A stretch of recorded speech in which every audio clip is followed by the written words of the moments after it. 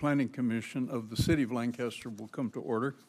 Tonight, our invocation is being offered by Commissioner Burden, and the pledge will be led by Commissioner Tufts. If you'd all please stand.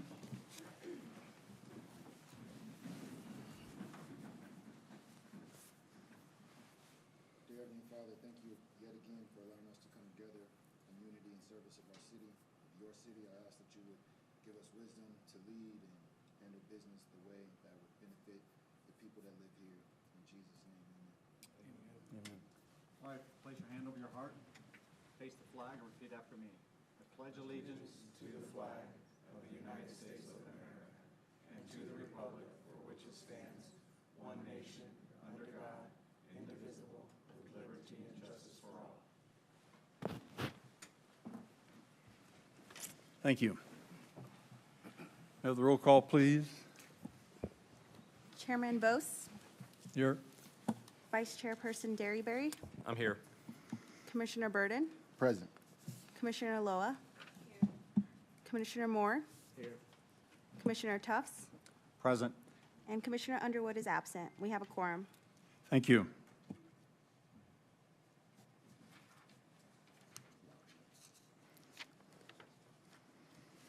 Well, we wish Commissioner Underwood well. Hopefully she'll recover and be joining us next meeting.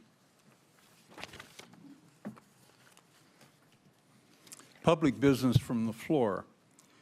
If there is anyone here that wishes to address the Planning Commission on any agendized items, you're requested to complete a speaker's card at the rear of the chambers and bring it to the recording secretary right there on my left, your right, at the end of the dais. When the action item is called, each person then will have an opportunity to address the commission after the staff report and typically after the applicant has a chance to comment. We also allow the applicant to rebut if they choose based on the comments from the public, if there are any. We have 3 action items tonight. What I didn't mention is, and I'm sorry, commenters have 3 minutes to speak. Our first action item tonight is the approval of the minutes of our regular meeting of May 20th, 2024. Have a motion, please. I'll move that we approve our minutes from the regular meeting of May 20th, 2024. Thank you. I second. Thank you. Any further comments? Please vote. Motion passes 6-0 with, oh, I'm sorry, 5-0. I forgot you were absent. Commissioner Moore abstaining, and Commissioner Underwood is absent.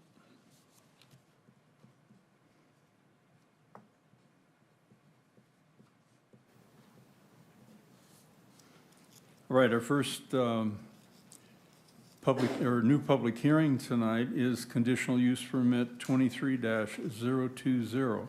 So without objection, the public hearing is open on this item. Ms. Alvarado will be presenting. We did receive, for the record, some correspondence. One letter from Caltrans and another from Antelope Valley Air Quality Management District. So, Ms. Alvarado. Good evening, Chairman Vose and members of the Planning Commission. This item we have before you is conditional use permit 2320, which is for a new commercial center at the southwest corner of Avenue L and 10th Street West. The subject site is zoned commercial plan development for CPD and consists of 3 parcels that you see there in the orange box. As you can see, it would be the 4th corner to be completed of this intersection. And if approved, the project built out would include, for the approval of the construction and operation of a car wash facility, drive-through, fast food restaurant pad, and EV charging facility area. So here is the floor plan and the elevations for the Quick Quack Car Wash that is proposed over at the southeast portion of the project site. Its most direct access would be through the southern entrance of this project site. It will include 3 queuing lanes, 14 dry station parking spaces, and the design and style would be very similar to those of the other Quick Quack car washes that have been approved here in the city. Here are the elevations of the other proposed tenant on site, which is the Raising Cane's drive-through restaurant. The restaurant will sit on the northeastern portion of the project site. There will be 2 queuing lanes included at the drive-through with a bypass lane to provide access for patrons to leave as they receive their orders. The design and style of this restaurant in particular is very typical to the company branding, which is a more modern and rustic look. However, both of the commercial tenants will be able to meet zoning code standards, Lancaster design guidelines, and will be compatible with the surrounding commercial uses. Here's a close-up of the EV charging area that will sit at the southeastern portion of the site, located between the 2 driveways off of 10th Street West.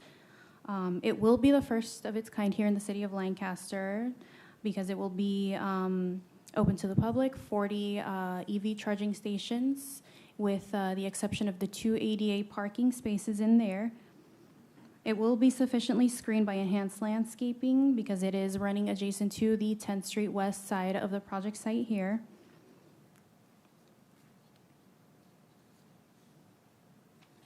And with that, staff recommends the Planning Commission adopt Resolution 2413, approving conditional use permit 2320 to allow for the construction and operation of a new commercial center to include a car wash facility, fast food drive-through pad, and EV charging facility.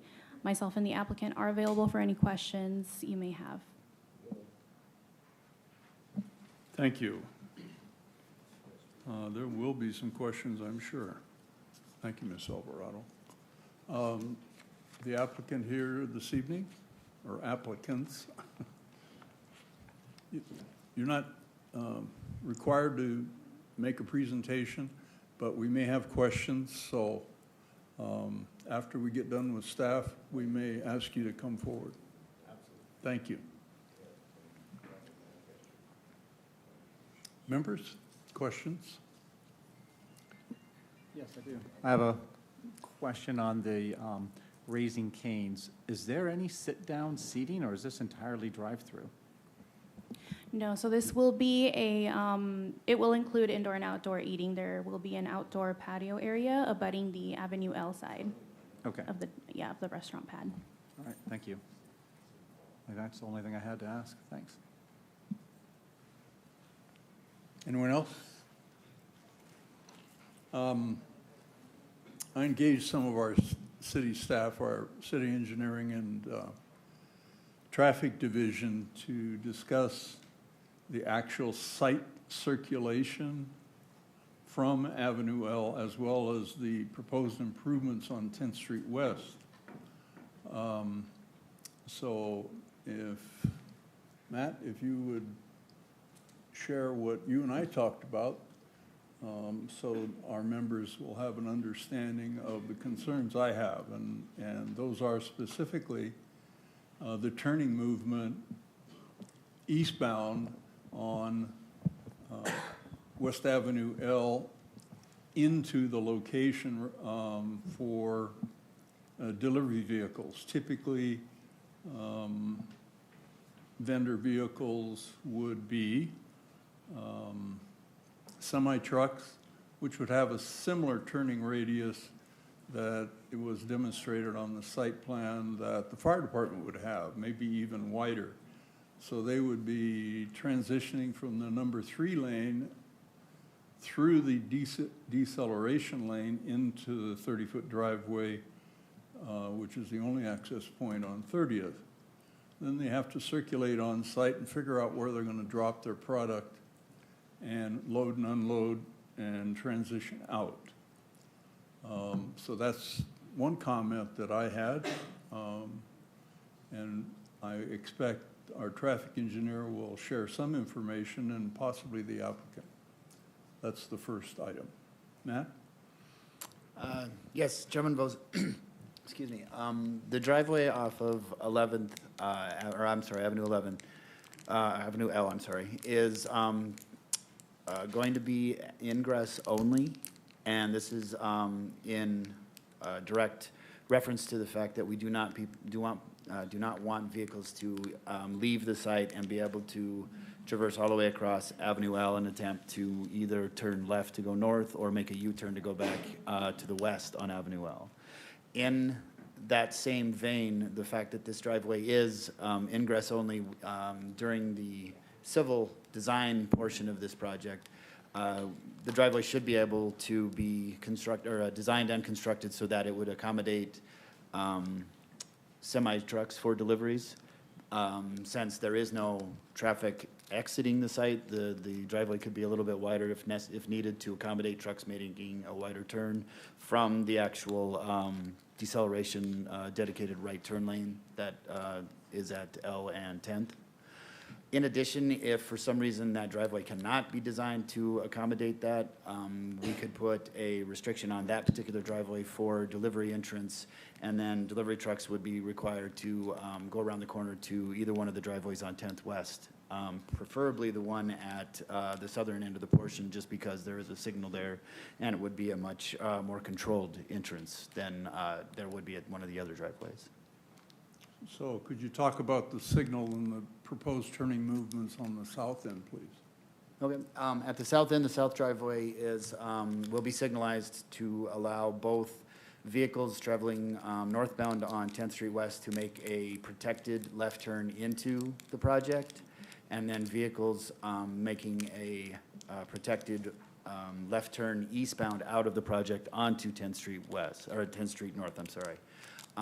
This was to accommodate some of the uses that are on site, since these are a little bit higher traffic generating uses than several other potential uses. This was an attempt to provide them safe access to and from, say, the freeway from the northern portion of the city, and even from the eastern portion of the city, so that we can reduce the number of potential collisions that would happen at, say, an unprotected left, or some of the other potential movements that would be needed to get vehicles into and out of the project site. So in future, the northbound traffic at what may be improved on the southeast corner of, or southwest corner of L4, then those turning movements are going to be eliminated, if I understand it correctly. Not all the turn movements would be eliminated. The turning movements at L4 that would be restricted would be the westbound left turn out of, the eastbound left turn to northbound 10th Street West would be eliminated, and then any through movements from on L4, if there were ever to be any driveways or any extension to L4 to the east, those through movements would be eliminated. But this is the idea behind this, or the concept behind this, was that many of the parcels that are located to the west and or even to the southwest of this particular location, once those are developed, that traffic would be directed and funneled through the signalized intersection at the southern portion of this project, again creating a safer environment for those movements to proceed either to the northern or western portions of the city, back to the 14 highway, things along those lines. There's a substantial portion of zone land undeveloped south of this proposed project. Mm-hmm. And the reason I raise the concern is ultimately whatever the users turn out to be, whenever that may be, would likely be concerned about traffic movements that they now know nothing about proposed, and will have to live with. So as long as it's clear and you're satisfied from a traffic safety point of view, obviously the design plans have to be developed, go through plan check, and what you just shared with us could change some. Probably not, but the Yeah. concept is there. Exactly. I don't expect there to be any change. There could be small tweaks or something along those lines, but the general overall idea of how the circulation is going to happen to and from the site should already be set. So there shouldn't be any real surprises through the design phase. Thank you. In one of the conditions, speaking of conditions, we did not receive a correspondence from the applicant that they accepted the proposed conditions. Is that correct? That is correct. They haven't provided it yet. We have not. Have not. Okay. One of the proposed conditions, condition number 49, gives the city the authority, which is a standard condition, to restrict access on thoroughfares if a safety issue is raised. It's a standard condition. However, this project is worth a lot of money, and I just want to be sure that the applicant understands all the conditions, and when they invite it up here to nod their head and say, yes, we approve and accept, that they know what they're doing. We know what we're doing, I think. I'm sorry, Chairman, just a little bit of clarification on that. That's not, very rarely would the city come in and absolutely close an entrance of any kind. It may be, and in this case, because of the design of the signalized intersection at the southern driveway, it's taken care of many of the issues that we would have associated with that specific condition. But generally, the city would come in and we would work with the applicant to reduce or restrict certain movements that would be problematic from either a safety, posing a safety issue, or possibly a traffic operations issue where it's backing up into public traffic or traffic on a public street, something like that. Very rarely would we come in and actually close a driveway unless absolutely needed. It's happened, though. It's happened. I can't say that it's a never, but it's something that we try to avoid at all costs. Thank you. Go ahead. I think, and this is probably an Antelope Valley short-term issue with, we've all seen when new restaurants open. I think when the Raising Cane's opened in Palmdale, there was hundreds and hundreds of cars lined up. Snaking their way through the Antelope Valley Mall parking lot, people waiting for hours. This site plan doesn't provide that opportunity. And mind you, that was probably a short-term issue for that location in the neighboring city. But would that be something where the city would look to potentially block one of the access points or redirect something to make sure that we're not having cars attempting to eat this wonderful chicken sitting on 10th Street West or trying to make a left turn into the area? Yes, that's the exact intent behind this. There was always an idea that this was something that was needed, but then during the pandemic, when all the in-store dining closed and people were using the drive-thrus, you really saw a lot of these situations or problems be exacerbated by the fact that there was just an extreme influx of the number of people who were using the drive-thrus. So in this particular, what the condition says, there are two conditions that the city has. The first one is gives us the right to restrict or remove the access. The second one is that if there is a persistent problem occurring where traffic queuing up for a particular land use backs up onto a public street, the city requires the operator, the property owner, or the operator to develop and implement a traffic control program at their cost, and they're responsible to monitor it. That will alleviate the problem. We'll help them do that, but it's at their cost and it's at they're the ones that have to implement the program to our satisfaction so that we can hopefully eliminate, or if nothing else, alleviate those problems as best as possible. So that's what those conditions are in place for, that exact situation.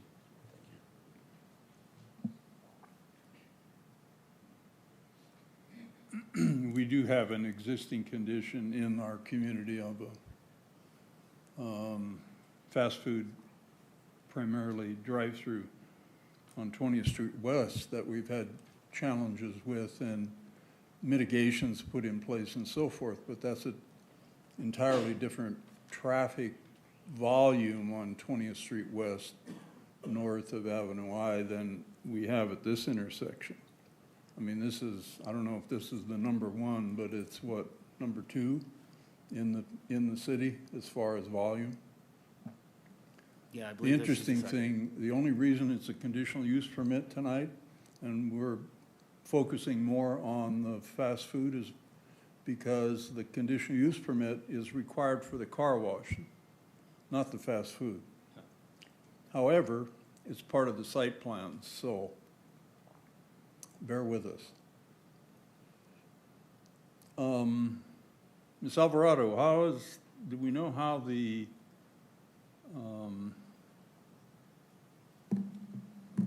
charging facility works and the type of charging that's going to be offered? So I don't have the type of chargers that will be installed here at this location. I can defer to the applicant, but I know they are still sort of working out the details on that. There are some people that actually drive electric vehicles and occasionally have a very difficult time. Watch what you're going to say, because some of No. us up here will drive electric vehicles. I said a client, I was going to say clients, not commissioners, but since you brought it up. So maybe the applicant can tell us the nomenclature relative to the types of charging that's offered. I think there's 2 or 3 different types of charging that's offered. And oftentimes people transiting from Lancaster on a low charge need a fast charge, if you will. So, and I'm assuming this is for revenue producing, it's not gratis, right? Again, I can defer to the applicant. I don't know all of the details yet for the All right, type. thanks. So, I think the applicants probably heard the questions. Maybe they'd like to chat with us. Please come on up and introduce yourself. And thanks for putting up with our interchange here. No I know problem. it's not your first rodeo, though. Couple I've been to, just a couple. My name is Tab Johnson. I represent Rich Development Company. My address is 600 North Tustin Avenue, Suite 150 in Santa Ana, California. And again, we're here today just to kind of present the project to you. We've worked quite extensively with staff, both traffic, public works, and planning for a number of months, and we think we have a project that fits well with what the city of Lancaster is going to really benefit from, and we're excited to move forward. We have reviewed all the conditions of approval. My mistake in terms of not getting comments or my questions more than anything back to Mitzi until this morning, so we didn't have a chance to actually get through all the paperwork to give you a signed letter of acceptance of the conditions. But I can tell you at this point, looking through the conditions of approval, we're okay with those, and we're accepting the conditions as written by staff, and we're looking forward to an approval from our planning commissioners. And I'm here to answer any questions. I know there are some questions regarding EV stations, and maybe I should start with that, and then we can maybe go to truck traffic and queuing analysis on drive-through units. So, Very good, thank you. Go ahead. all right, I'll give it my best shot. As you know, obviously, these EV stations are fairly new to most everyone in the community. We have worked extensively with Tesla, EVgo, Rivian, and we are talking to those. I don't know if anybody probably couldn't have missed that Tesla made quite the revamp of their charging station real estate group. We were talking with them on this project, and now that they're somewhat back into play, we'll probably talk with them again.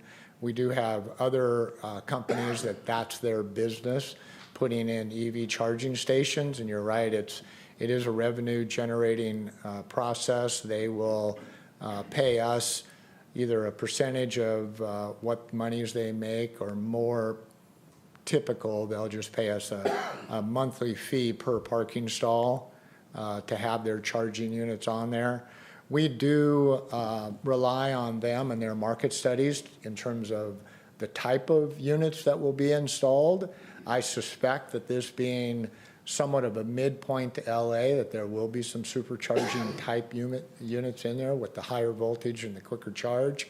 But that's not my expertise to say, but I suspect that they will do a complete market study of what's going back and forth on 14 so that we make sure that we service those customers effectively. That's about as much as we have right now. We are in negotiations with a number of them. There'll probably be more than one. There are quite a few available stations, so I doubt that we'll have all of them done by a Tesla or a Rivian or an EVgo. Typically, we have a combination of people depending on, again, what their market studies show. Is there any questions on that, or would you like me to jump Not for in? me. Okay. You haven't got the tenant identified yet. No, we do not have the tenant identified. We have worked with numerous ones on other shopping centers that we have built, so we're quite confident that we'll come up with something that will make some sense and get these stations up and running, if not at the same time the tenants are up and running, very closely to that. In terms of queuing, I think that Raising Cane's is a great tenant, and people love them. They have great chicken, and we're excited about it. I think that once somebody like a Raising Cane's comes into the general market as a start, the excitement gets absolutely overboard and over the top, and we get crazy things like 100 cars parking in a parking lot. I don't foresee that here. Raising Cane's is a known entity. They're well-liked. They are going to have a lot of cars in their queuing lane, and I think as you notice on our design, there's upwards of 30 cars planned for typical before it would get outside of any kind of a drive-through stacking lane situation. I believe the way that staff and us have worked by providing numerous access points to the site will allow additional stacking. All the stacking's not going to go to L Street. We've created a large stacking lane that's to the west of the Quick Quack, so that if there does become a potential problem with stacking off into a street, the operator is well versed in being able to corral those cars and direct them in a proper way. So we think that we've designed this even for the worst case, which we don't actually think is going to happen here, but it can be accommodated. So for the first 60 to 90 days, avoid the intersection unless you're buying chicken? Or getting a car wash. I see, okay. We don't want to interfere with our highest revenue producer across the street, so. Completely understand, and that's why I think your staff was quite adamant on restricting the access off of L Street, and we understand it. We don't like it. We think it's a mistake, but we're going to go ahead Well, and understand what the reasons for. I think most of the fast food would love no less than 4, maybe 6 curb cuts. Well, Right? at least. That would be ideal, Of course it would be. Yeah. wouldn't it? Of course. I mean, obviously, we're in jest, right? It all has to work positive. These people are professionals, too. They realize that they have to control traffic on site. They have to monitor how people get in and out of their stores. If they start to have a family with a bunch of kids in the cars, and it's mayhem there, and it's difficult to get in and out, and the kids are running around, and nobody's controlling anything, no matter what kind of chicken you have, you're not going back. And these retailers are national. They've been through this. They understand it. It's to their best interest to control these situations and make sure they work correctly, and I'm fully confident that a Raising Cane's type of tenant will do just that. Success is what we're about here. Absolutely. All right? Anything else that any I do have a commissioner might want? question. There, Now, moment. and so I'm looking at this, maybe my eyes are all messed up, but looks like they're going from the south is where it starts for the drive-through for Raising Cane's? Or is it Well, from the Raising north? Cane's starts from the west. It's southwest is the drive-through entrance. I don't know if we have we don't have a pointer. Is that a?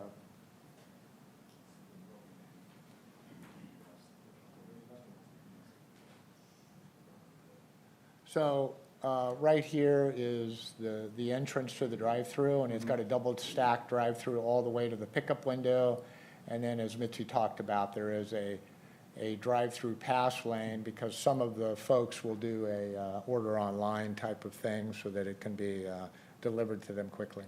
And then the entrance from Avenue L is supposed to be an in only. It's going to correct? be an in only, and we'll design that to make sure that that functions that way, along with what Matt was talking about in terms of accessibility for the trucks. And I'm sure that we can do that because there is quite a lot of room in here to make sure that that happens. But when everyone's going around counterclockwise, the easiest way to get out is out onto L. Right, but that will be designed in a way that that won't That will not really allow be that. possible unless somebody makes a 4-point turn or something. I mean, you can't control everybody, but. Correct. Okay. But it will be controlled so that that movement there does not happen. Okay, thank you.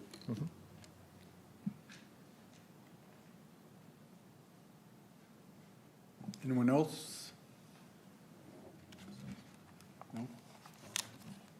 Well, thank you. We're looking forward to your success. We haven't voted on this yet, but I suspect it will be positive. You didn't discuss Quick Quack, but we've seen their projects before. We have done numerous Quick Quacks before, and this is, I believe, our 5th or 6th Quick Quack development, so we're quite capable of making this work also. All right, very good. All right. Thank you We very look much for forward to your comments, sir. your yes vote. Thank you very much. I'll be here if anybody else has any questions. All right, thank you. Do we have speakers on this item? We do. We have 2 speaker cards, minus Mr. Johnson, since he just spoke. First speaker is Joe Batwinis.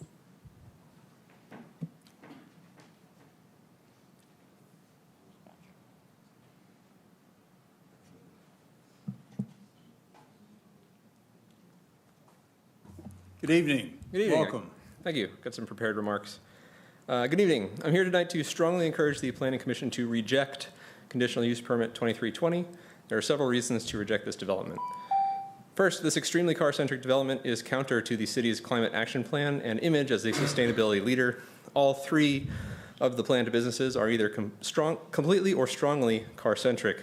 The double drive-through of the Raising Cane's restaurant and the triple drive-through of the Quick Quack car wash are magnets for idling vehicles and their pollution. And if the Palmdale Raising Cane's is used as a guide, it will cause traffic problems at an already busy intersection, especially given the poor traffic flow design which leaves cars exiting the drive-through trapped by the entrance line. The businesses also don't complement each other well. Businesses co-located with an EV charging facility should be pedestrian-friendly places like coffee shops where people can go while their vehicles charge. The city should be encouraging the development of pedestrian and bicycle-friendly businesses instead of massive drive-throughs. The restaurant and car wash do have the mandated minimum bike parking, but the street plan fails to implement bike lanes, which would allow anyone to safely travel to these businesses by bicycle. The bike lanes on 10th and north of the intersection, and the bike lanes on L and west of the 14 freeway. Second, I believe this would be the 4th Quick Quack approved by the city. There is already a Quick Quack operating just 1.4 miles from the proposed location, in addition to the Costco car wash directly across Avenue L, the Chevron car wash a half mile north on 10th, the Chevron car wash 1 mile west on L, and the Chevron car wash 1.8 miles away at K and 18th West. The area is saturated with car wash facilities and does not need another. Third, the proposed development is poor land use economically. Of the 162,000 square feet of buildable land, only 6,500 is going to be buildings generating tax revenue for the city. The rest is dedicated to automobiles, which generate none. The development will employ very few residents. The EV chargers employ 0, while the counter service restaurant and the heavily automated car wash will employ only a handful. The value to the city per acre is extremely poor. The 10th Street West is the north-south backbone of the city and should be developed for maximum value, not squandered on a car wash. Finally, based on the site plan, comments noted, and the regulations cited therein, the EV chargers appear to be low-speed 7 kilowatt level 2 units, which require many hours to fully charge a modern electric vehicle. These are useless to highway travelers and would likely be very underutilized. This type of development should have nothing less than 150 kilowatt level 3 DC fast chargers, and preferably the latest technology, 350 kilowatt units. The land would be far better used by retaining the EV charging stalls and upgrading them to 350 kilowatt level 3 chargers to attract highway travelers, redesigning the restaurant without a drive-through and more seating, replacing the car wash with multiple other businesses and amenities better suited for pedestrians with up to an hour to burn while their cars charge, and extending the area bicycle infrastructure to reach the development from nearby residences and the city park. The city would take in more tax revenue, create more jobs, and further its sustainability goals. Thank you, and I'm happy to expand on any of my points if you'd like. Thank you for your comments. And my comment to us all is the city does not select applicants nor projects. We zone and are obliged to consider projects within the zoning regulations adopted by the city council. Thank you for your comments. Thanks.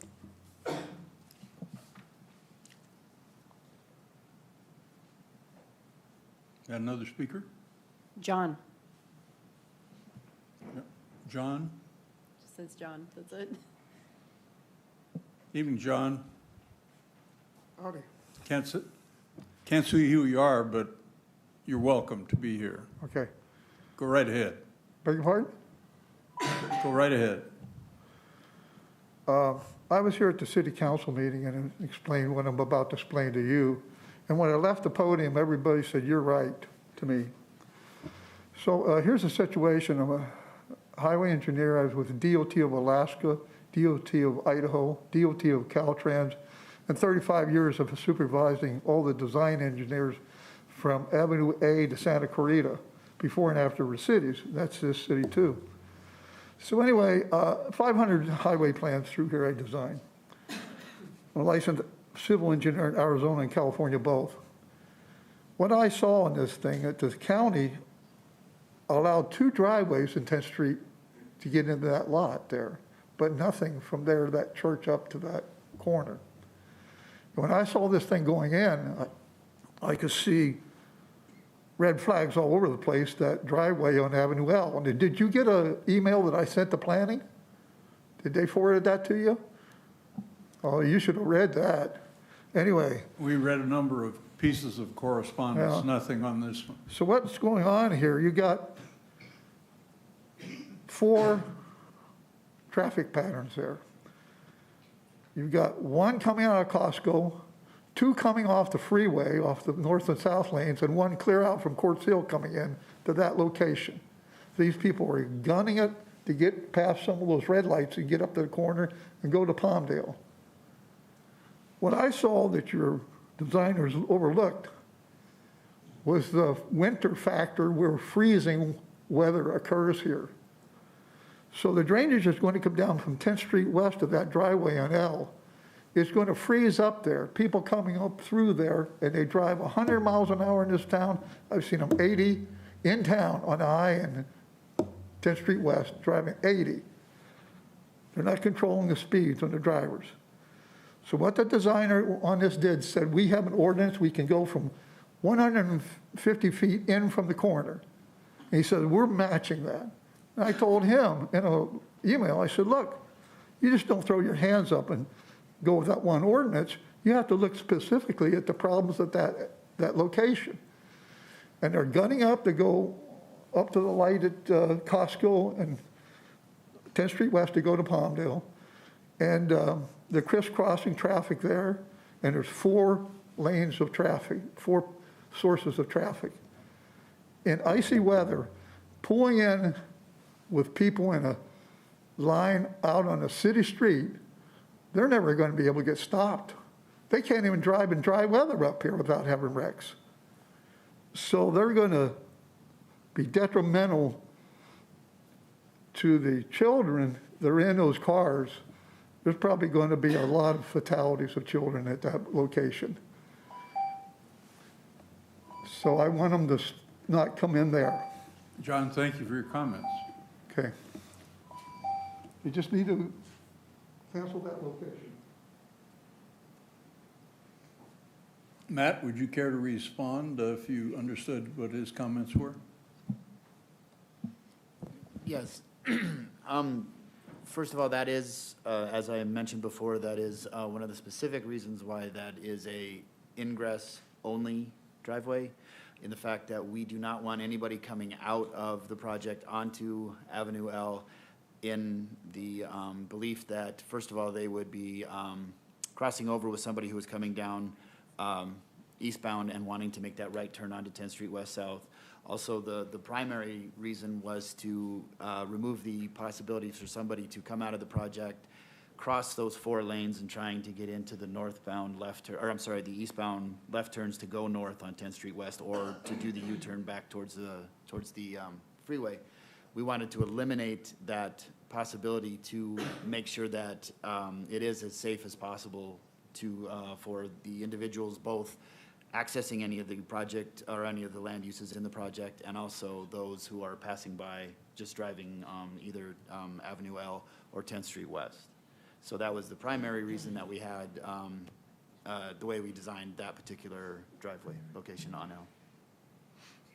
It's the only 6-lane intersection in the city. 2 left turn movements, 3 through and 1 right, huh? Yes, I mean, I don't believe there's 3 left turn lanes, is there? No, it's only 2 left. That's what I 2 thought. left. There's only 2 left. 3 through, 3 throughs and then a right. 1 right. Yeah. Mhm. And again, I understand John's concerns, but we do have to remember that there is a stoplight at the Costco entrance, which would mitigate the, some of the people coming down off the top of the ramp down into this particular location because of its operation. So not everyone's going to be coming down Avenue L at high speeds. And so, you know, at this point, we feel that this is a safe design and that this is, you know, the greatest possibility that we could give and still provide the project access from Avenue L.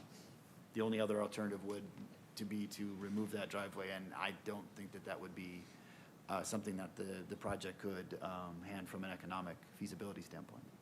All right, thank you. Any other speakers? Just Mr. Tab Johnson, I don't know if you had anything additional to add? That's me. No, unless you have other questions. All right, thank you.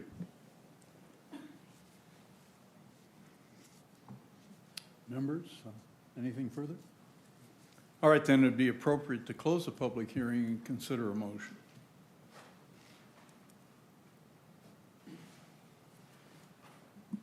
I'll put forward the motion to adopt resolution number 2313, adopting the initial study mitigated negative declaration, SCH number 202-4050687, approving the mitigation, monitoring, and reporting program, authorizing staff to execute, file the notice of determination, approving conditional use permit number 23020 for the construction and operation of a new car wash facility, fast food drive-through pad, and electric vehicle charging facility, with site improvements in the commercial plan development zone located in the southwest corner of Avenue L and 10th Street West, APN 3109-026-047-048 and -049. Thank you. A second. Thank you. Anything further? Please vote.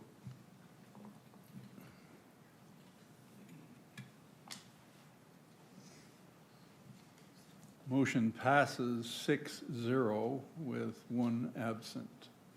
Congratulations and good luck on your project. Thank you very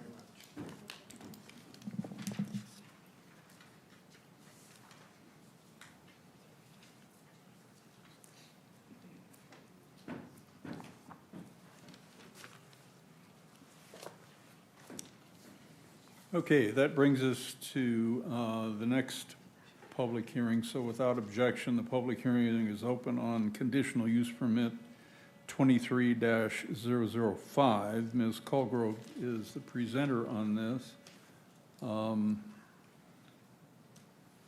The applicant's here. Do we have speakers on this as well? Okay, very good. Ms. Colgrove? Good evening, Chairman Vos and members of the Planning Commission. The next item before you is conditional use permit number 23005, which is for the addition of indoor and outdoor entertainment at an existing bar.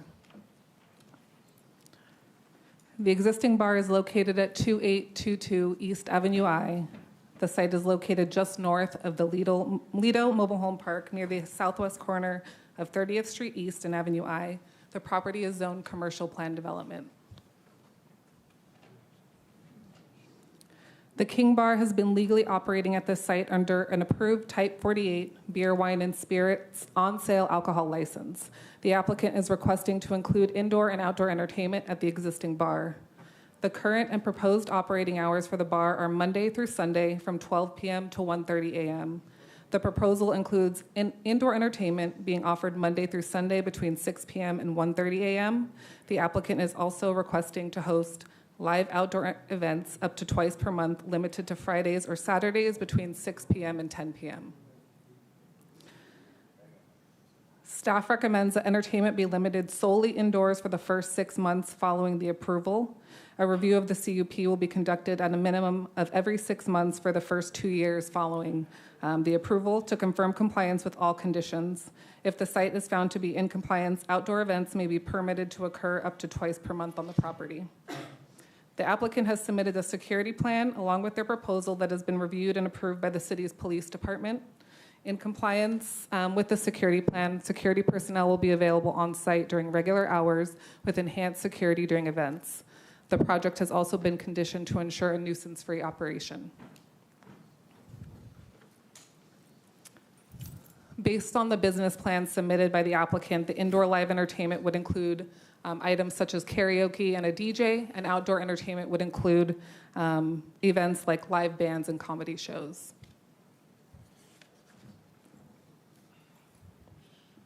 Here's the site plan of the existing bar. The parking lot is shown at the top left corner. Indoor events would take place inside the existing building, which is highlighted in yellow on the screen. Outdoor events would take place in the area highlighted in red. This includes a covered patio area, stage, billiards room, and an uncovered standing area. The billiards room and covered patio are existing but unpermitted. The applicant will be pulling the required permits to legalize these structures. The applicant has also been conditioned to construct a CMU block wall with landscape on the property line between the bar and the neighboring mobile home park. This area is highlighted in blue.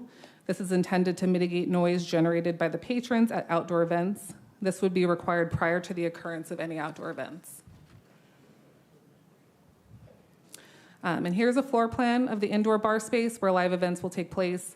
The blue outlined area is seating and standing space open to patrons. Drinks are served from the existing bar outlined in orange. A DJ booth is shown on the top left corner outlined in red. So with that, staff recommends the Planning Commission adopt Resolution 2414, approving conditional use permit 23005 to allow for the ongoing operation of a bar with the addition of indoor and outdoor live entertainment, subject to the conditions of approval. Myself, the applicant, and the chief of police are present if you have any questions. Thank you.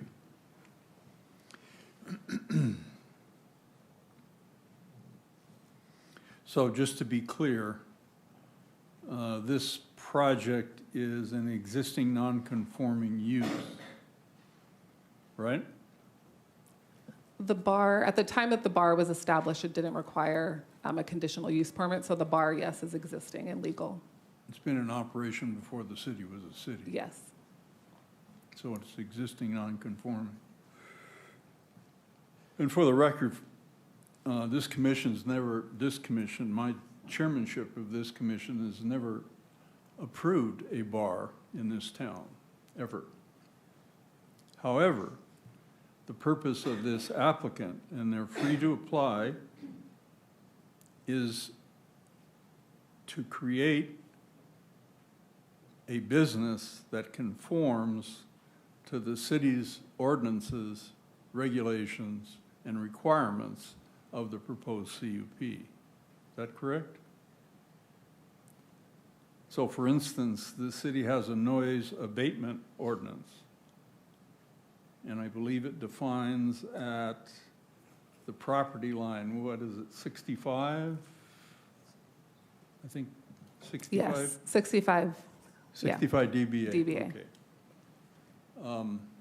Which is the acceptable level for any business or home for that matter, all right? So it would be for any alcohol use that abuts sensitive uses, which includes residential. So the mobile home park, it would be required to meet that 65 dBA at the property line. So how do the neighbors know if that's exceeded? That would be my question. Maybe there's no answer.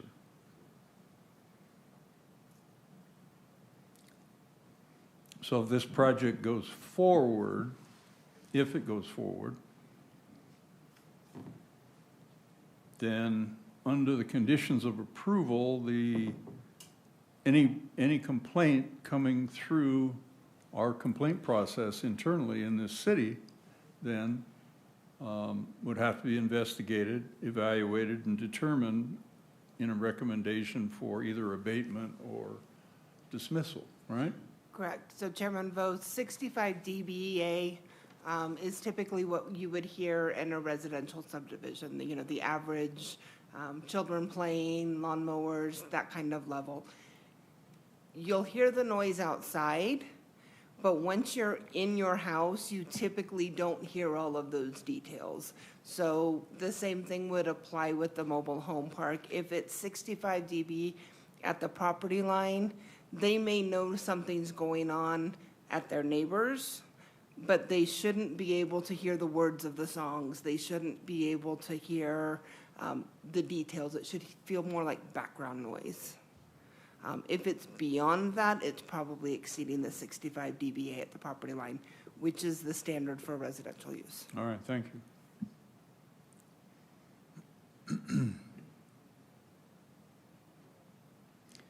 The project the bar building and its environs is not to be considered in this application, however. Is that true? The bar building, right, it's existing and it's legal. However, if a conditional use permit is adopted, then the bar operation has to conform to all the city ordinances and regulations, Correct. even though they don't propose any improvements to it.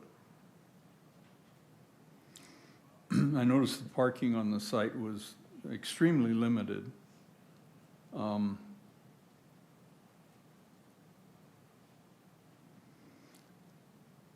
Do you have a site plan you could put up that looks like a site plan? Just the enhanced site plan from the slideshow. That's close enough. I can see it. I can see it on a small screen here. So there might be 16, 18 parking spaces. So the venue, where do people park, propose to park for the outdoor events? Maybe we'll ask the applicant. Yeah. Okay.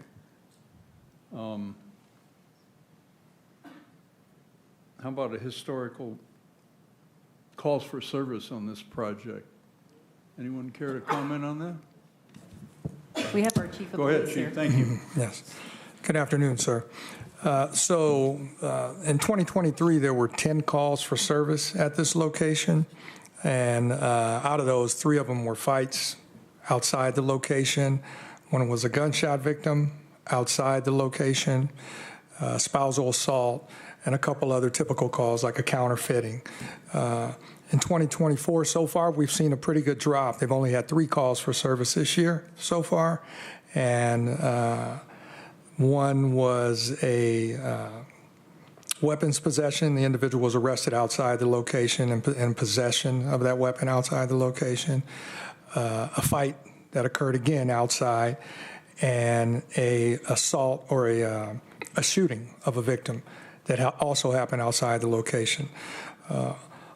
During all incidents, the owner, management, and staff were completely cooperative with the deputy sheriffs that responded and handled the situation. They have been every time. I also want to add that we did a survey of the Lido Mobile Home Park because we wanted to know about how the residents felt about this. And in particular, the big thing was noise. Wanted to know if noise was a problem there.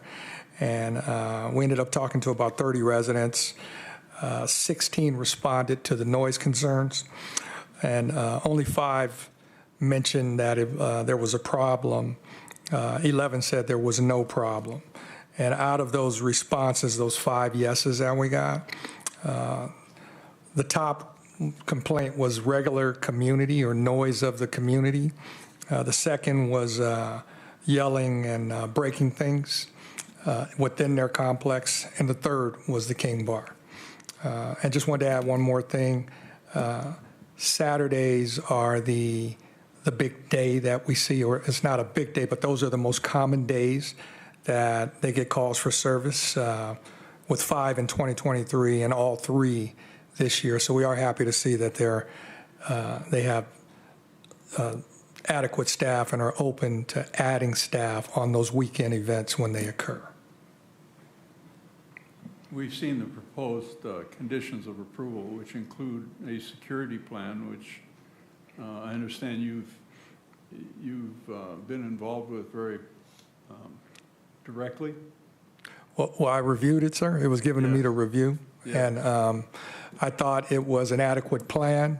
More so, I appreciated speaking with the owner and his staff and getting responses that they are open to making adjustments as they put these events on, indoor and outdoor. So, and they are open to our suggestions as a police department, and also our suggestions to go in and do crime prevention through environmental design, where we can go in and evaluate their property and their events and say, these are some things you could do to lessen the problem. All right, thank you, sir. Yes, sir. Any questions? Chief? What are they doing now, if at all, for amplified sound inside the facility, if we know? So originally, they were having some events, and that's what brought this, I guess, the project before the planning department. They were having indoor events, and there was reports from the neighboring mobile home park, which started a code enforcement case. So they were doing, I think, a DJ and karaoke, and some outdoor music events, live music events. All right, thank you.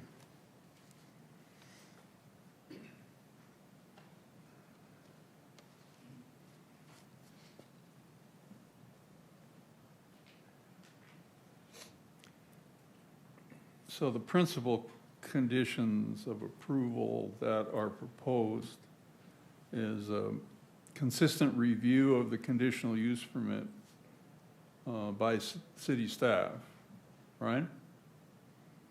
That the commission would have an opportunity, unless it's brought before us sooner, every 6 months, to review this project, assuming it moves forward. The noise restriction, the operating hours and restrictions of use, indoor and outdoor. We added on number 20, the Sheriff's Department being informed of any issues, which seems to me goes without saying. What about the ADA compliance requirements for the improvements that are going to go on the site? We haven't seen a construction drawings yet, or have we? No, they would need to work with Building and Safety once they receive our approval, and that's where they will come in with any new requirements for ADA. So the So the toilet rooms that are identified on the site plan in the outdoor space are existing? Yes, So they would have to comply then with all ADA requirements because there is a building permit around them. Would that be correct? correct. Okay. All right, thank you.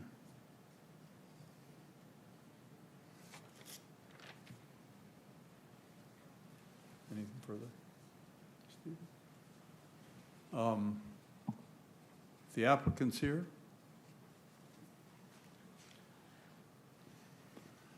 Good evening, sir, and welcome. Hi, good evening.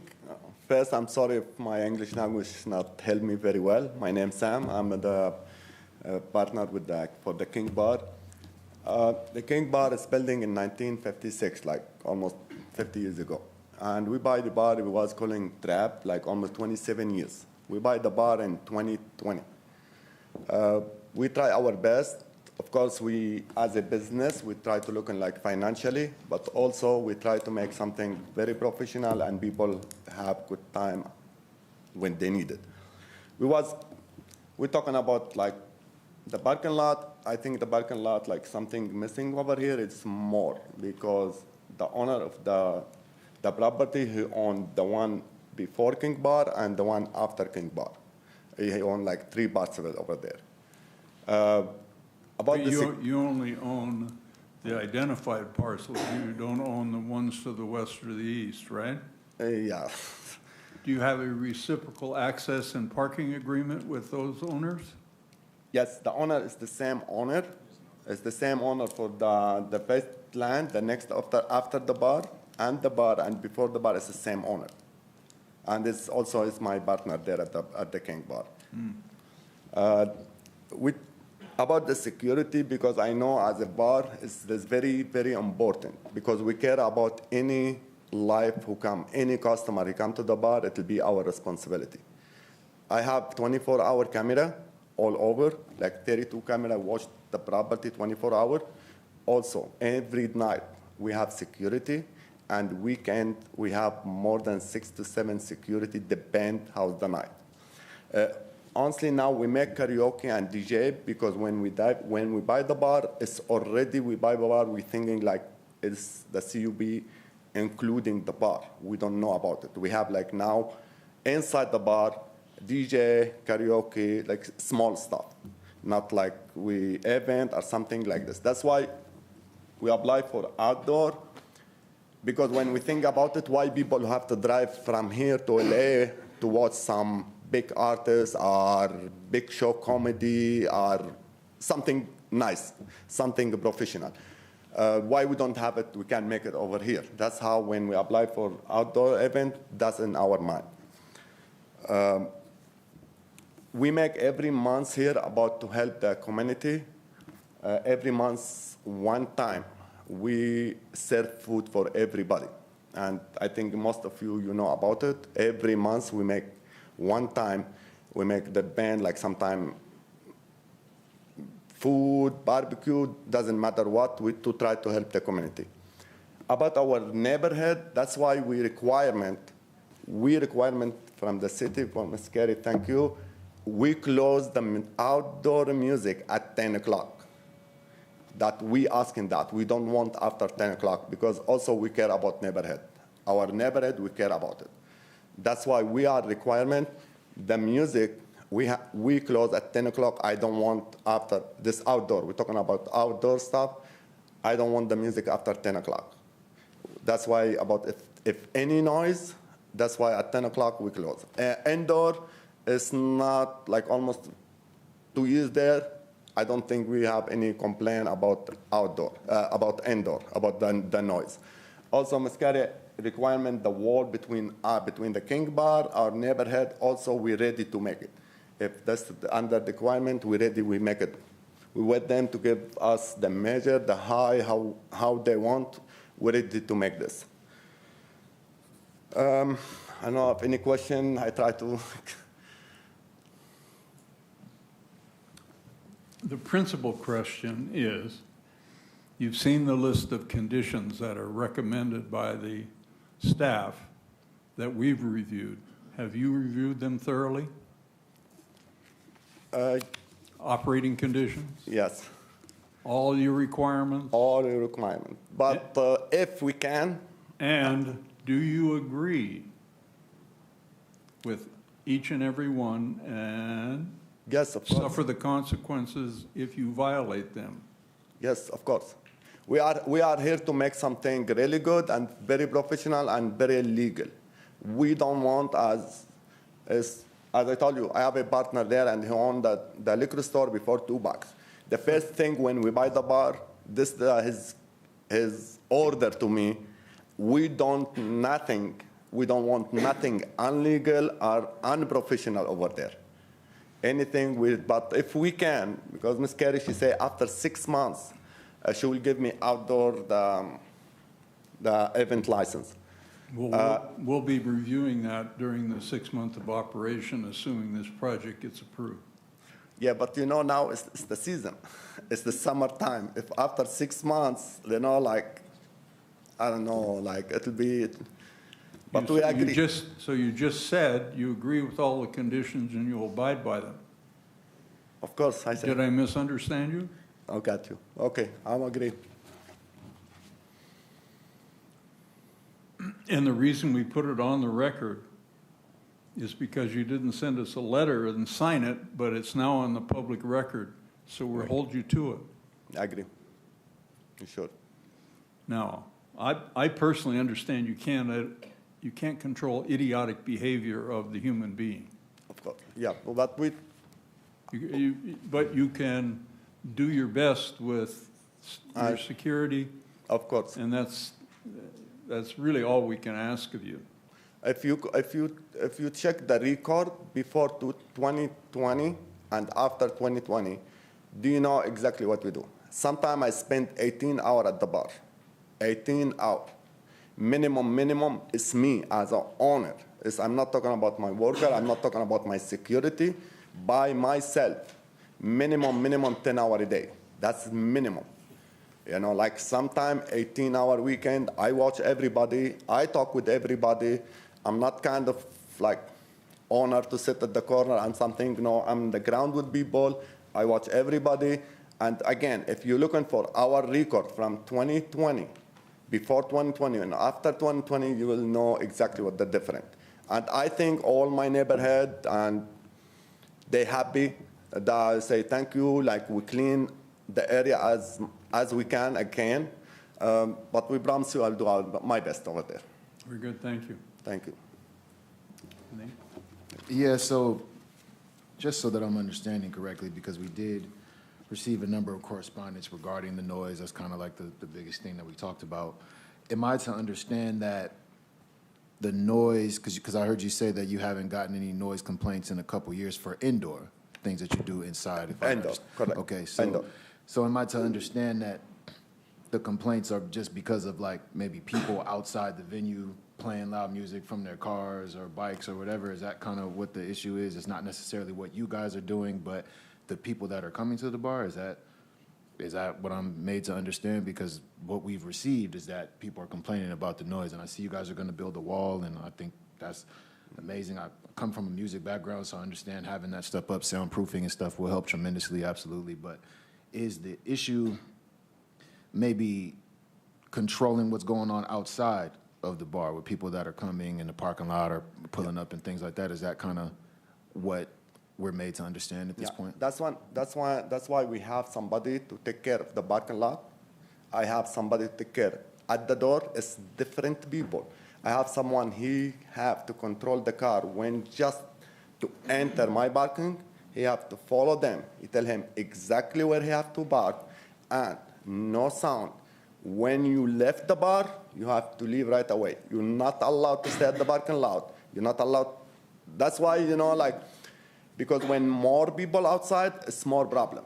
I know that from my experience. Just when you leave the bar, you have to go your home, of course, because that's why I have some people to take care of the parking lot. That's why not one, I understand exactly what you say, open his car, has the music allowed. No, we try to control again as we can. I have people to take care of that. Sometimes I take care by myself, especially when the people at 1:45 will have to leave. I'll be outside at the parking lot. Thank you, guys. Have a good night. Go home safe. Right, so the limiting of loitering and the soundproofing should help with this issue tremendously. It seems like that's the gist of it. Okay, thank you. Thank you. All right, anything further? I'd like to hear from the other commenters before Mr. Maida is done. All right, thank you. Thank you. Thank you. So we have a number of other speakers. We do. We have a few speaker cards. We'll start off with Ken Smith.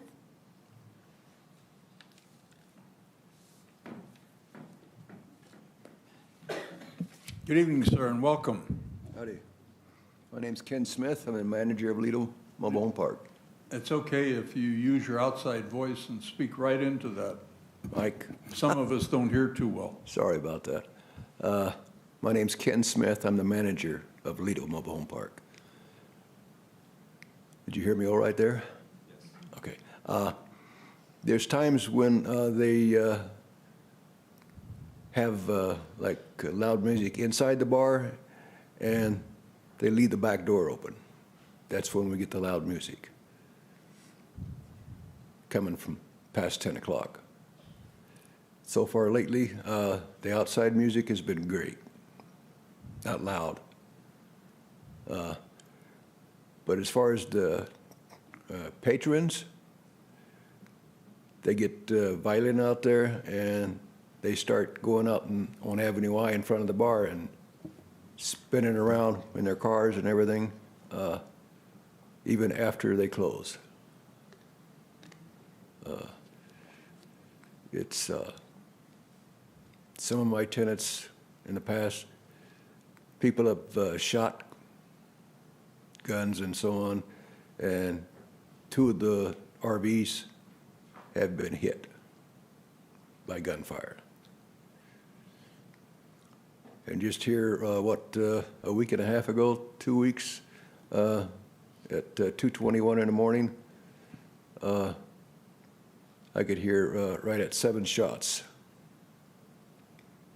I couldn't tell if it was around the bar or not, but it might not have been, but because no one took off, I called the sheriff and so on. But you did report it. Yes.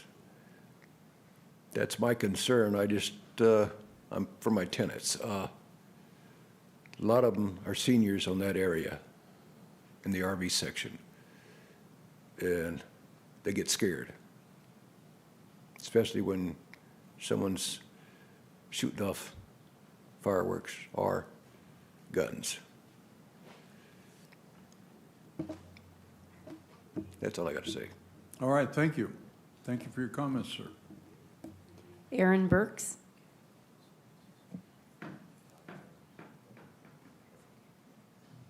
Evening, Ms. Burke, and welcome. Hello. I'm a resident in Lido Mobile Home Park, and I've been there for almost 20 years.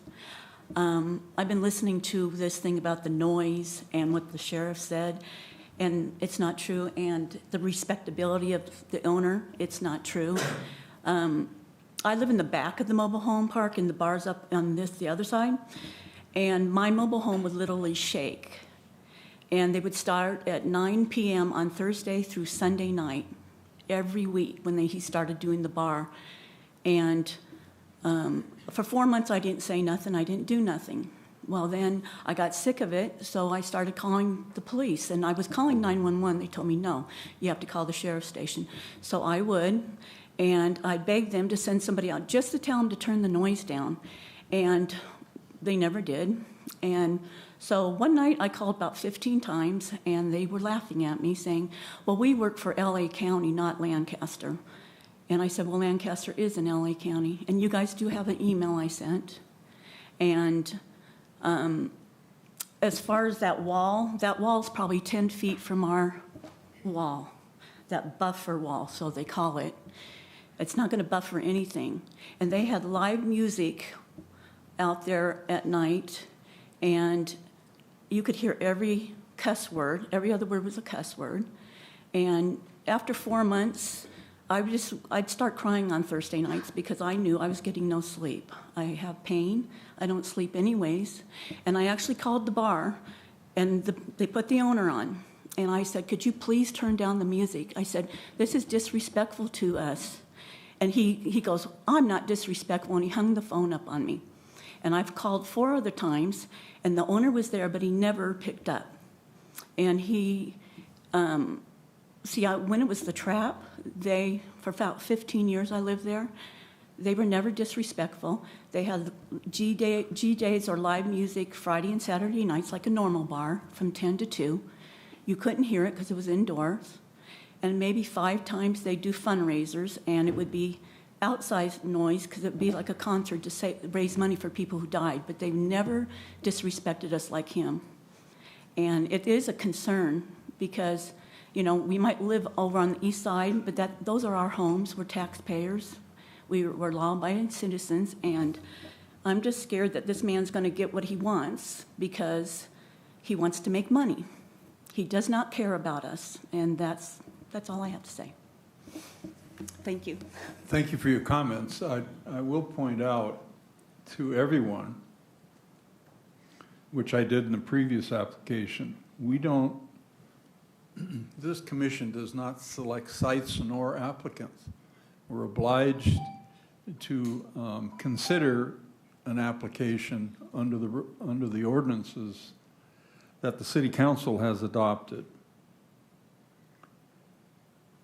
And I will point out that the existing non-conforming business that now exists there does not have the rules and regulations and conditions that are proposed for this project, which are much stricter. Secondarily, we have our own police department. And number 3, we have a code enforcement activity in our community. So anyone who has a concern about noise or business operation or their neighbor, for that matter, has many opportunities. You don't just have to rely on the Los Angeles County Sheriff's Department, which we all know is extremely short-staffed and overloaded. And a noise complaint is probably 15th on the list of 14 items. You're rarely, if ever, going to get a response on that.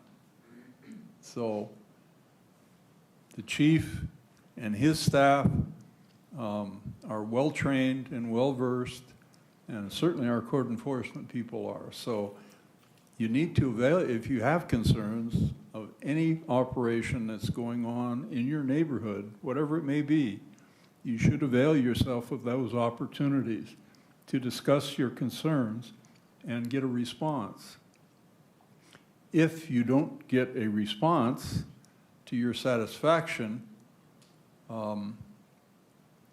this commission will be more than happy to listen to you, assuming this project goes forward. I don't know if it will or not. If it doesn't, please understand that there will be less opportunities to control the outcome of that business. Do you have another speaker? Yes, we do. Julie Price.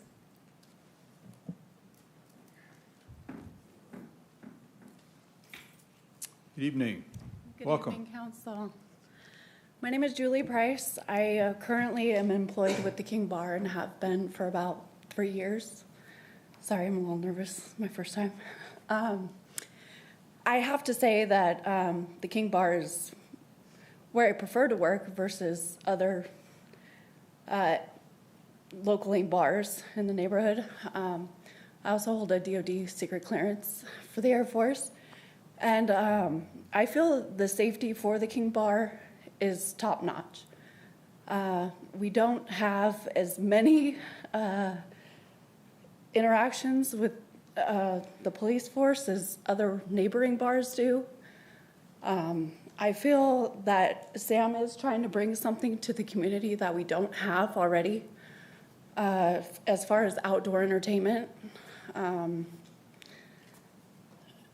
I feel that he is going to make the proper steps to create the noise restrictions for the mobile home park. I don't believe he's been rude to anybody with the mobile home park or disrespectful in any way. He's only shown us the utmost respect working for him. This is my opinion. So that's what I have to say. All right, thank you for your comments. Van Roberts.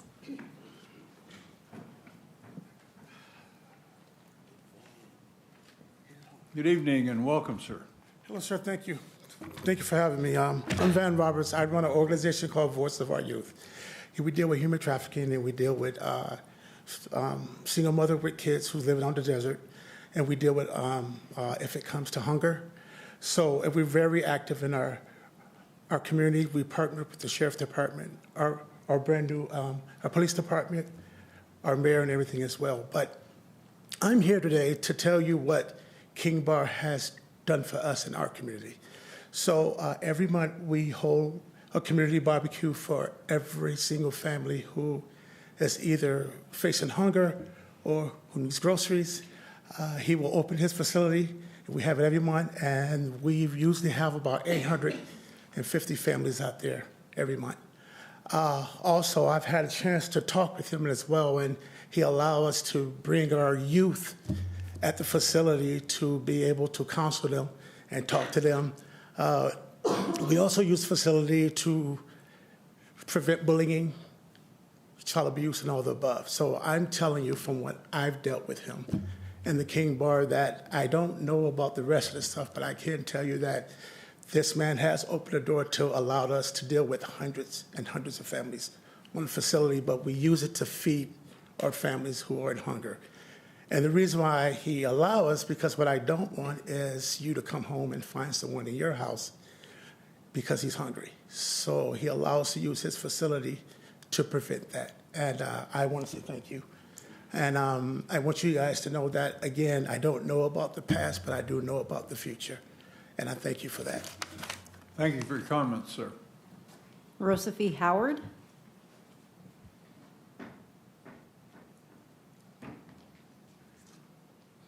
Take your time, no hurry.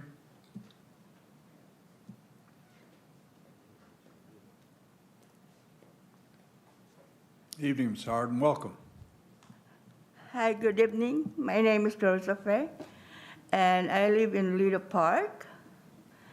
And my concern is if they have shooting at the park, at the bar, and they shoot your house, will they have to fix what's damaged? Because one time my window got shoot out. Luckily, I wasn't there sitting down in front of my TV at 1:30 in the morning. And my husband just passed by to go to bed when that bullet came through the window.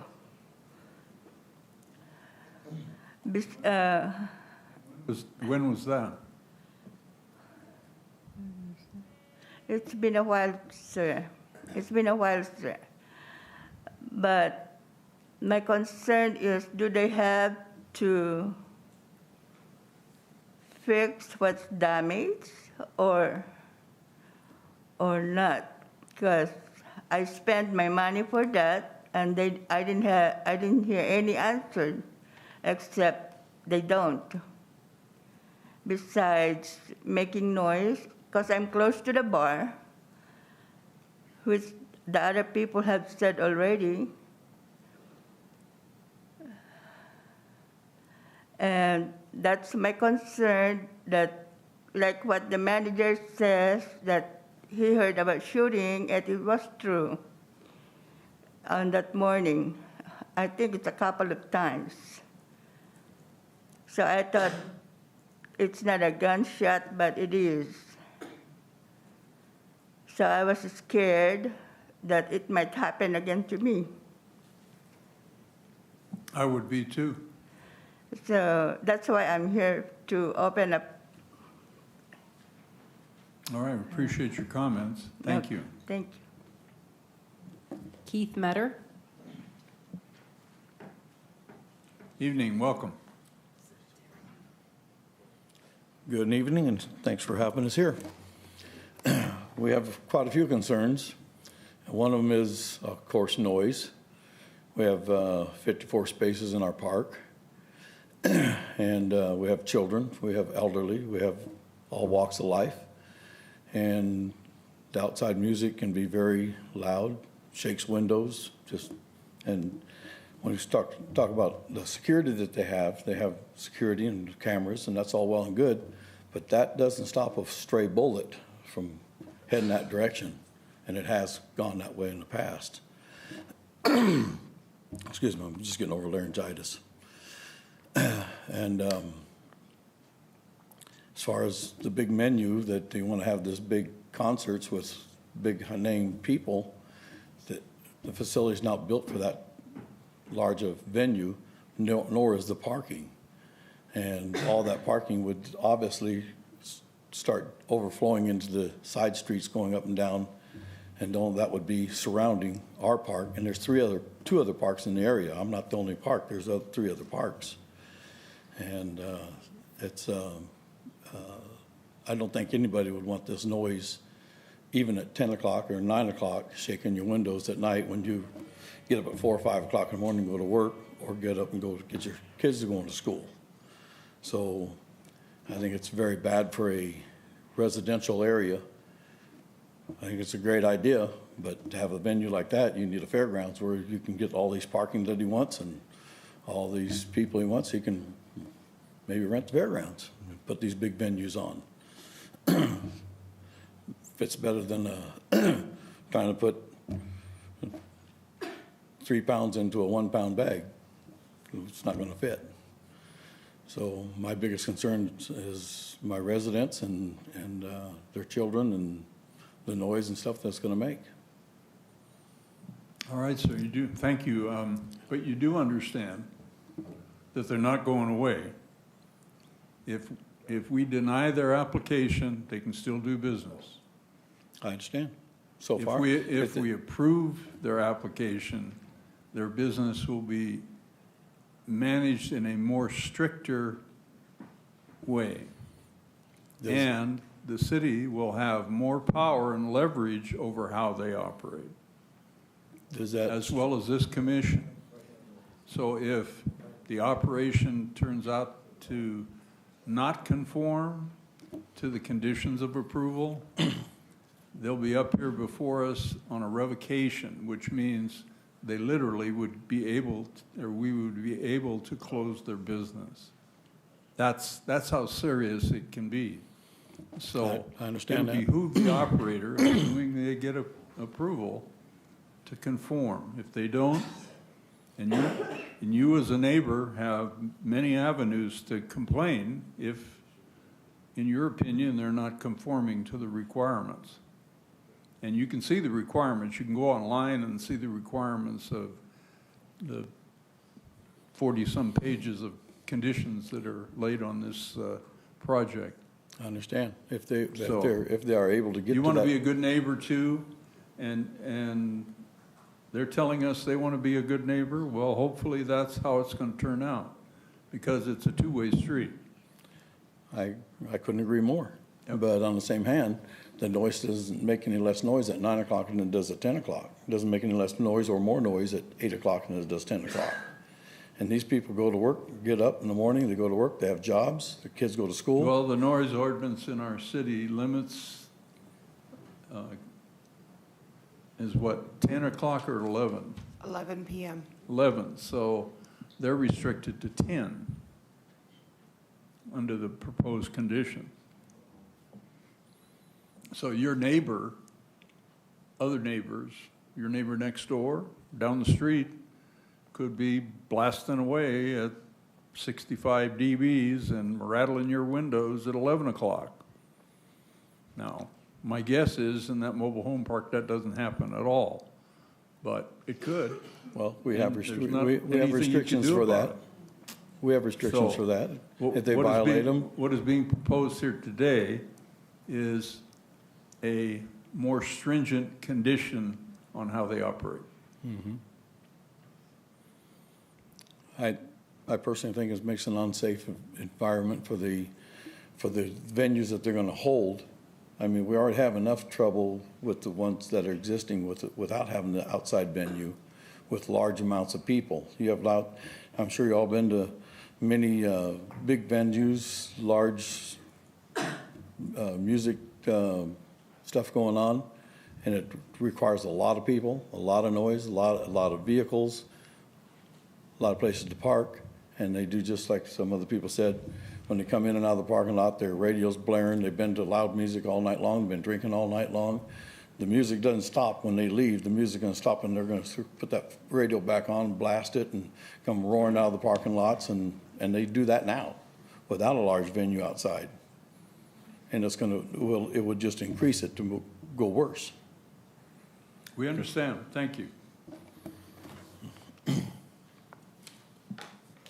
Gary Yanez.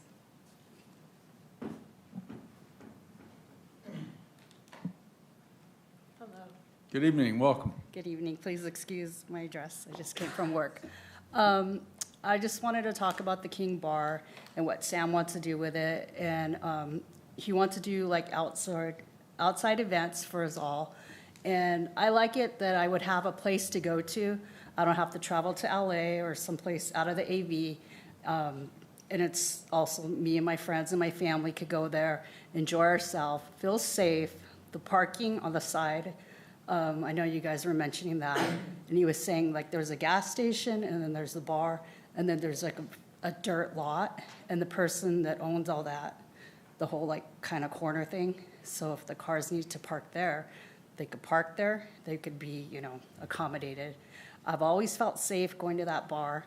Let's see. He has, the extra security, and, I've been going there even when it was a trap, when it was the King Bar, and I've always felt safe. He makes you feel safe, and I don't have to travel. I Uber there, and I Uber home. It's close by.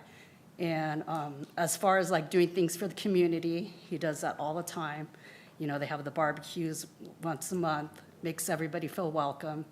And he's very accommodating. He's always comes up to you, says hi, and makes you feel welcome there. And you feel safe. He's never, they mention him being a rude person. I've never experienced that. Even if someone comes to the bar new the first time, he always greets them, And just the main thing is a safe place to be at and to have live entertainment outside and just feel safe. And I know that he will put the money into it to make everything regulated the way that it's supposed to be, the way that your ordinance is, because he has put a lot of money in the place already. I've seen so much of a huge change. And it's good to see somebody put money into their place and not just take money from the community and not give back. So that's pretty much what I have to say. All right. Thank you for your comments. Tommy?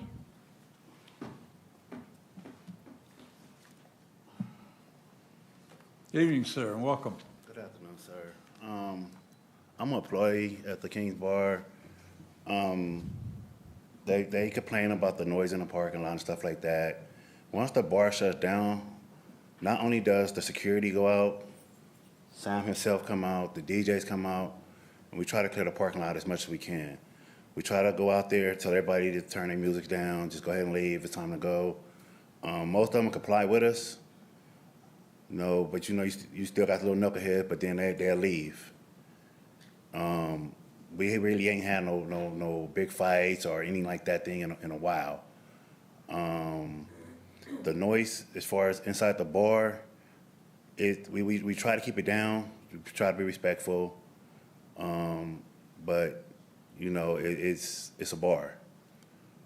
A lot of times. I've been outside, the police or the sheriff to come up to me, ask me, have I heard any shootings? I tell them no, it was fireworks, because you can see them going off. And they'll be like, okay. We do work with the sheriff a lot. They come, they talk to us, and we talk back with them. And it's just a respectful thing.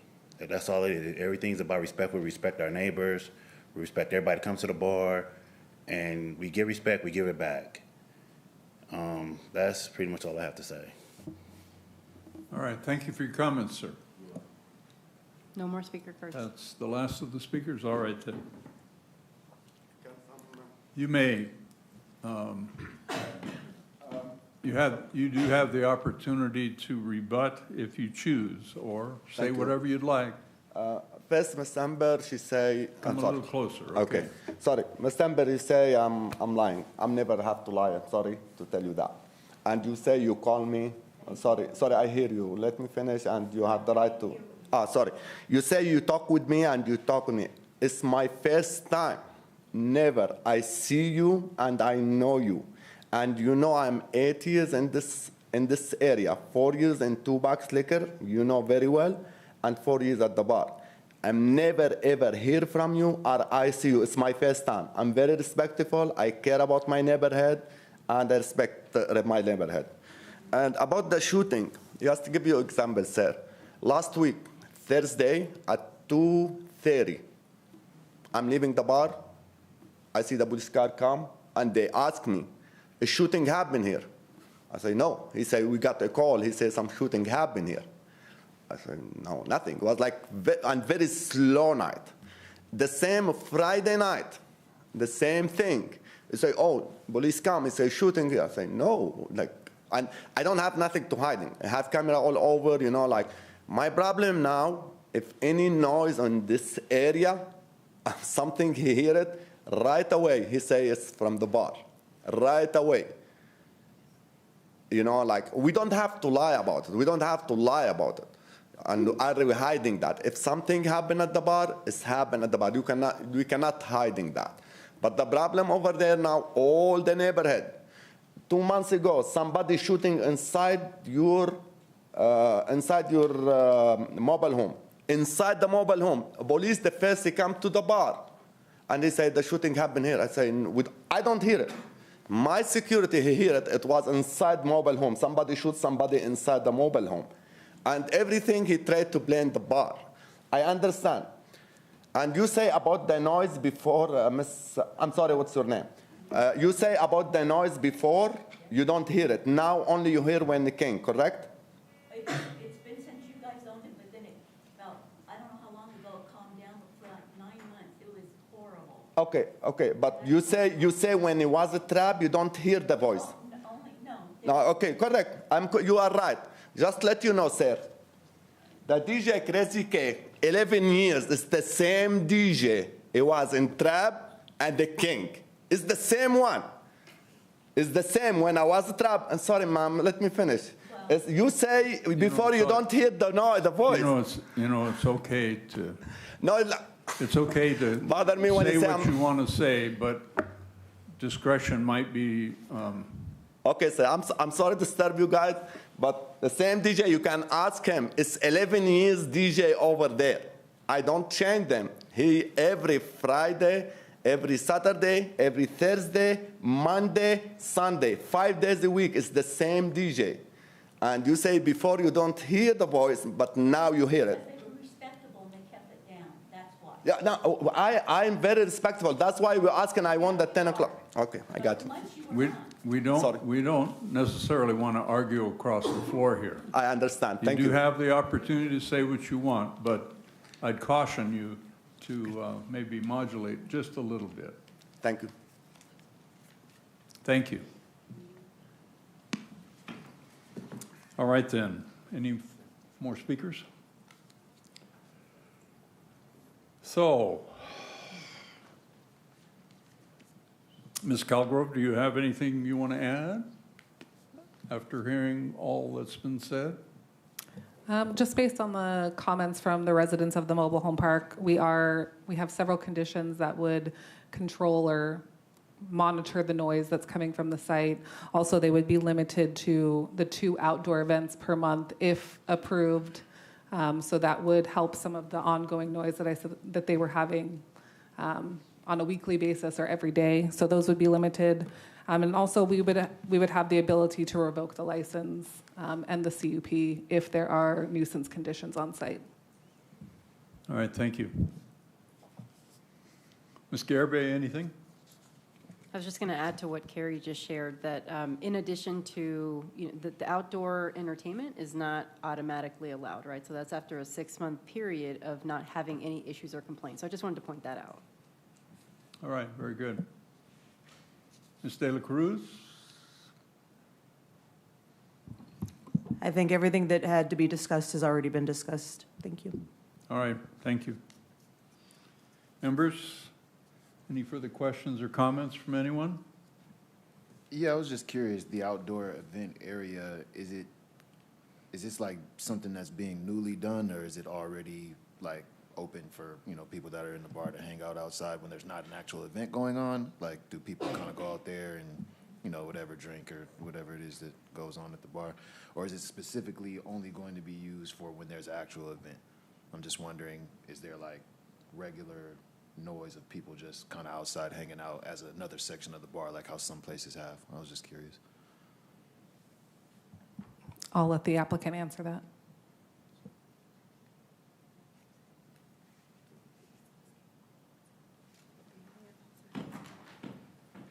Welcome back. Sorry, I'm sorry. Can you ask me again your question? Yeah, absolutely. I was just curious if the outdoor event space is reserved only for special events, or is it normally open to, your general population, whenever there's a DJ? Do people go outside and hang out in that area? No, it's only for special event. I ask in 2 a month, and supposed to be only Friday, Saturday, and Sunday. If we can Sunday, Friday, Saturday, when next day everybody off. And I ask them also I will shut down the music outdoor at 10 o'clock because I don't want to affect about the noise, my neighborhood.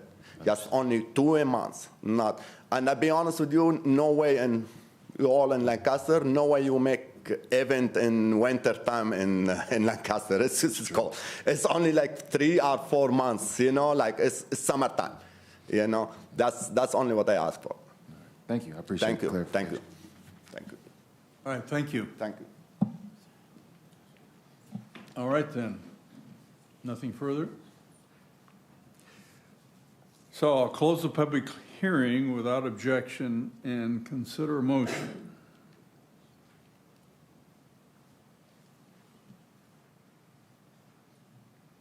Anyone?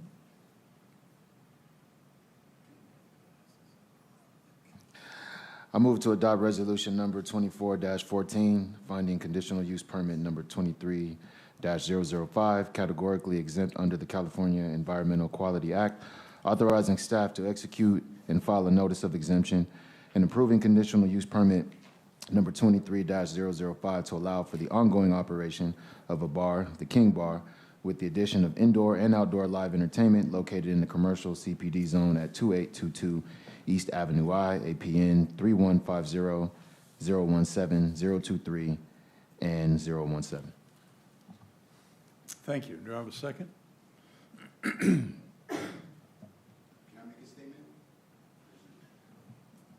I'll second the motion.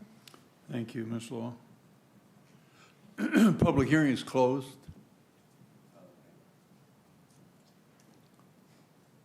So, anything further? If not, please vote.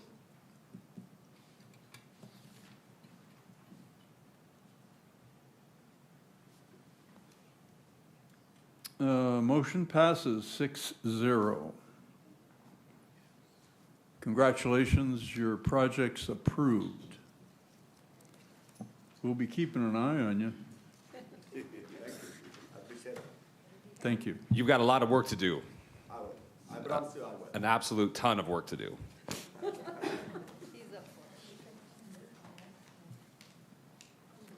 All right, then, that concludes our action items for this evening. Ms. Garibay, do you have comments? I just have one quick update. I'll let everybody, We'll wait till till they head out. Yep. we'll wait.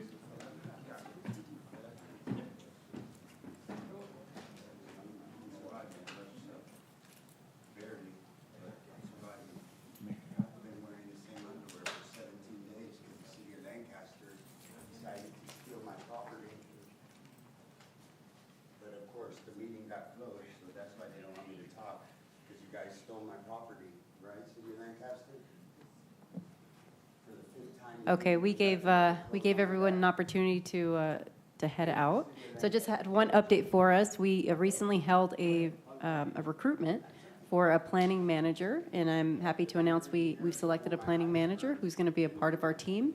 The gentleman's name is Hai Nguyen. He's coming from City of Santa Clarita now, presently. That's where he works now.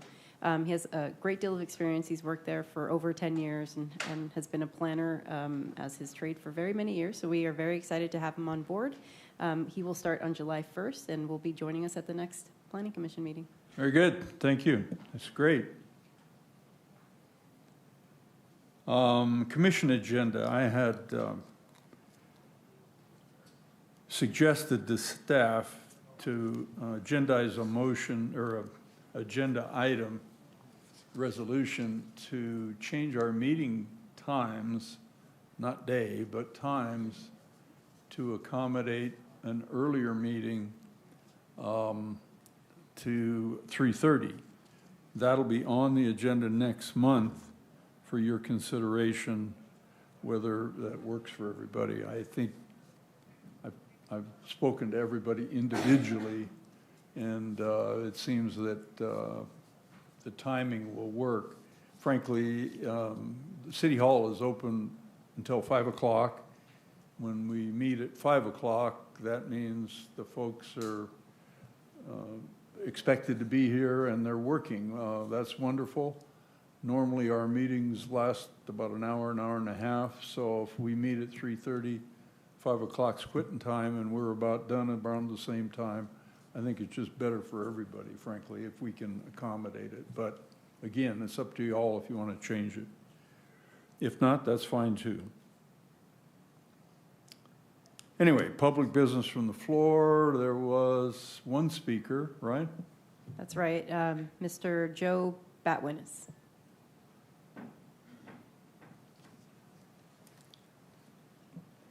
Evening, welcome back. Hello. Convenient timing. I didn't know you were going to bring up that, but I actually wanted to mention, when I was looking for this meeting, I saw that the city council had been moved to 1:30, and I was going to ask you to not do that for this meeting. I think that keeping this meeting and city council, it's unfortunate that they moved theirs, but having these meetings open to the public at 5 o'clock allows members of the public to attend after a workday.